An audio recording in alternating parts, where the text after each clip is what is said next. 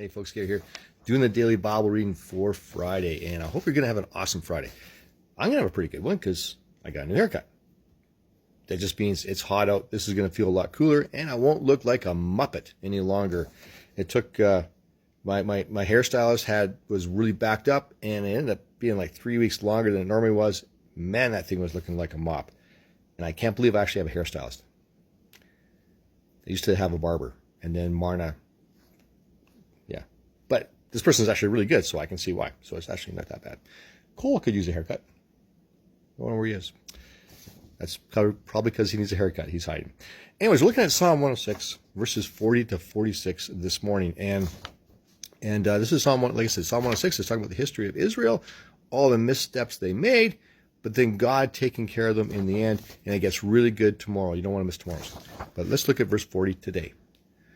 That is why the Lord's anger burned against his people. He abhorred his special possession.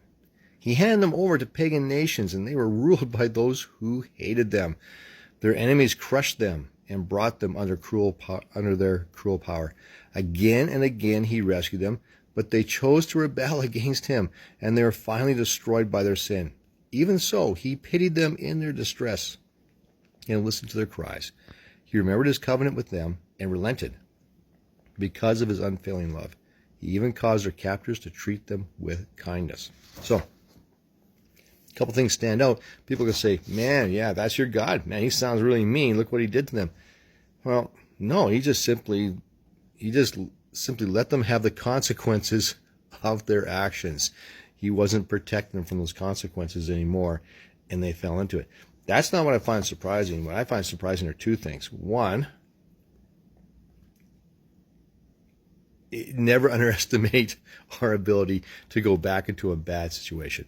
Never underestimate our ability to keep doing this circle with the same results over and over. Think, why did I end up here? Why is this happening? Well, because you keep doing the exact same things.